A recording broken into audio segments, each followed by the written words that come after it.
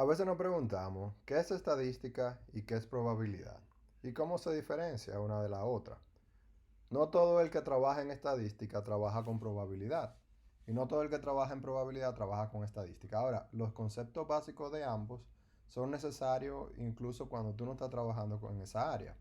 Todo ingeniero tiene que entender qué es estadística, cómo se aplica, y qué es probabilidad y cómo se aplica. La estadística es, vamos a decir, el inicio de la ciencia de datos. Se encarga de colectar, analizar, entender y representar datos. Y de esta forma ayuda a múltiples disciplinas como la medicina, la economía y la ingeniería, casi todas las áreas de la ingeniería. Y en estos días está muy de moda todo lo que es machine learning y inteligencia artificial, y esto todo está basado en conceptos estadísticos. La estadística se enfoca en dar un entendimiento a cosas que pasaron a través de la data. O sea que nosotros estamos estudiando la data de eventos pasados. Y ya a través de métodos estadísticos nosotros podemos representarla de alguna forma u otra. Ahora, ¿qué hace la probabilidad? La probabilidad también trabaja con datos, pero lo que nos hace es que nos ayuda a entender un posible comportamiento a futuro. Dentro de todas las posibilidades que puedan ocurrir, con la probabilidad nosotros podemos entender o tratar de definir qué es lo que puede pasar a futuro. Básicamente la diferencia es la probabilidad predice la posibilidad de un evento futuro, mientras que la estadística se enfoca en la frecuencia y ocurrencias de eventos en el pasado. La probabilidad es una rama de la matemática, una rama teórica, que estudia la consecuencia de las definiciones matemáticas. Las probabilidades están regidas por los axiomas de Kolmogorov, que ponen las condiciones mínimas para que una función definida sobre un conjunto de sucesos pueda determinar consistentemente sus probabilidades. Es decir, los axiomas ponen los requerimientos mínimos para poder trabajar con la probabilidad. El primer axioma lo que dice es que la probabilidad de un evento no puede ser negativa. La segunda axioma dice que la probabilidad del evento seguro va a ser igual a 1. Y esto lo que implica entonces que toda probabilidad está entre 0 y 1. El uso de las primeras dos axiomas definen que todo evento de probabilidad está entre 0 y 1. El primer axioma impide que existan valores negativos de probabilidad. Y el segundo axioma dice, si el evento es seguro, o sea, 100%, o sea, eso es lo que se va a dar, entonces su valor es 1. El tercer axioma lo que habla es sobre eventos mutuamente excluyentes. Eso significa que yo tengo evento A o evento B. No puedo tener ambos al mismo tiempo. Tengo que tener uno o dos, o tres o cuatro. Pueden ser una cantidad sucesiva de eventos, pero que ocurren de forma excluyente. Y entonces lo que el axioma 3 dice es que si son eventos mutuamente excluyentes, la sumatoria de la probabilidad de esos eventos va a ser igual a la probabilidad de la unión de cada evento. Y esa sumatoria debería ser igual a 1. Por lo que en todo caso, todos los eventos posibles, su sumatoria debe de ser igual a 1. Y con estos tres axiomas, entonces creamos el fundamento de probabilidad. Y esto lo que asegura es que consistentemente podamos trabajar con las probabilidades. Básicamente, un conjunto es una colección de elementos. Aquí podemos ver cómo A tiene dos símbolos, que sería el símbolo de dinero y el símbolo de por ciento. Y después vemos, por ejemplo, que el símbolo de por ciento pertenece a A, pero la arroba no pertenece a A. ¿Verdad? Entonces, nosotros podemos tener subconjuntos que pertenecen a otros conjuntos. Por ejemplo, aquí el caso de A y B. Para un subconjunto pertenecer a un conjunto, todos los elementos de ese subconjunto deben de estar contenidos en el conjunto. En este ejemplo, nosotros tenemos que A, ¿verdad?, pertenece a B, por lo que tanto el conjunto A es un subconjunto de B. Entonces, nosotros podemos tener dos conjuntos son iguales si tienen los mismos elementos.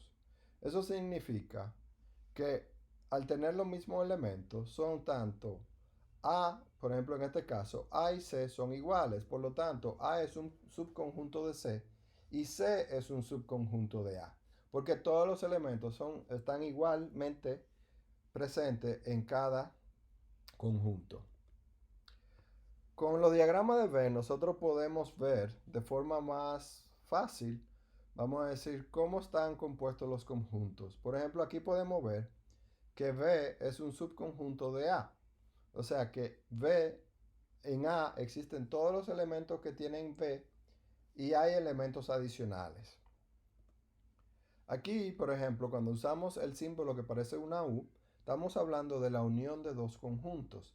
Y eso es que estamos creando un tercer conjunto donde va a estar formado por todos los elementos únicos que se encuentran en los dos conjuntos que se están uniendo o en los múltiples conjuntos que se están uniendo.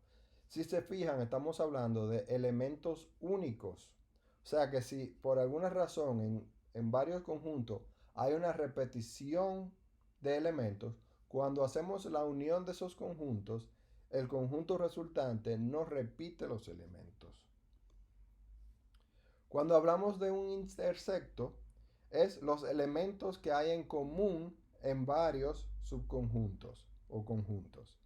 Es decir, por ejemplo, si A tiene los elementos 1 y 2 y B tiene los elementos 2, 3 y 4, la intersección de A y B es el único elemento en común que ellos tienen, que es 2 en este ejemplo.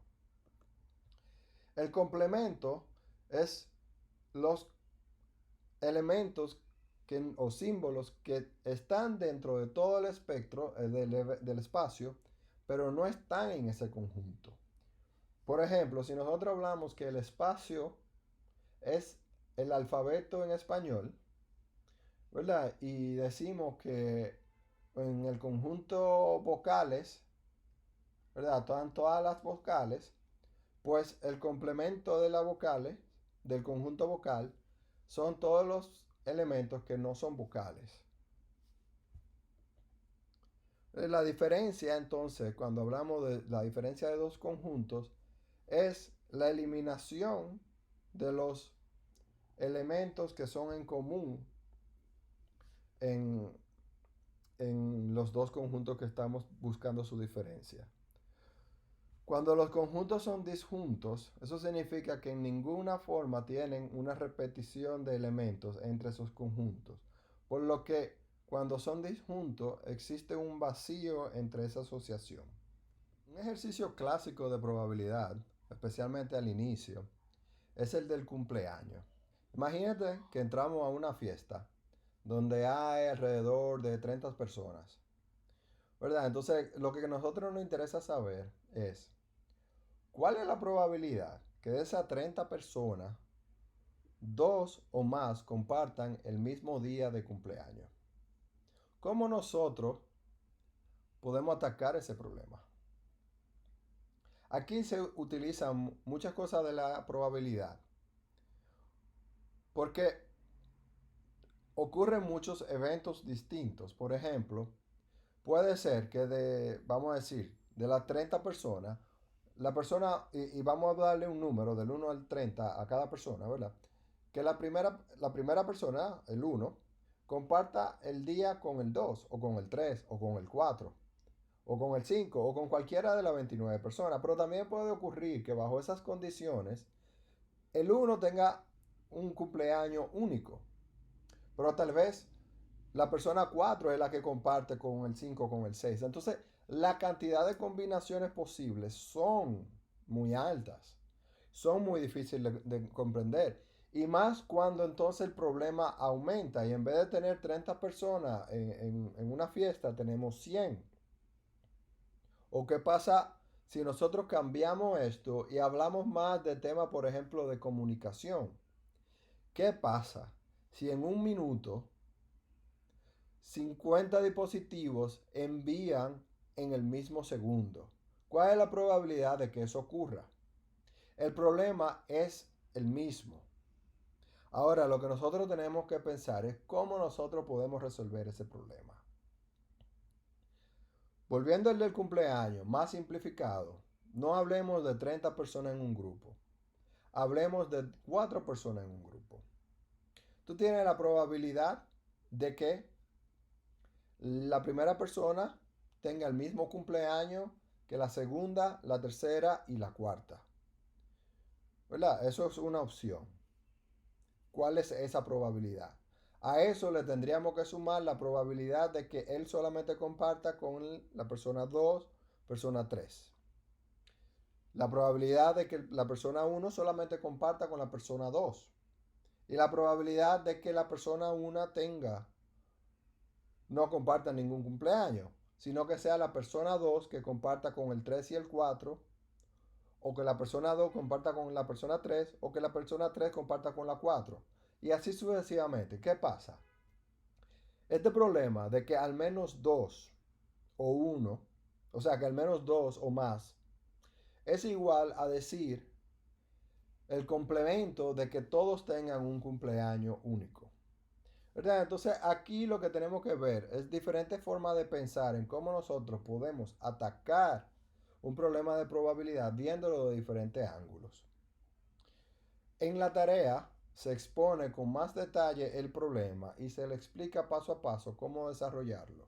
Y estarán desarrollando un pequeño algoritmo, una función donde puedan presentar diferentes casos.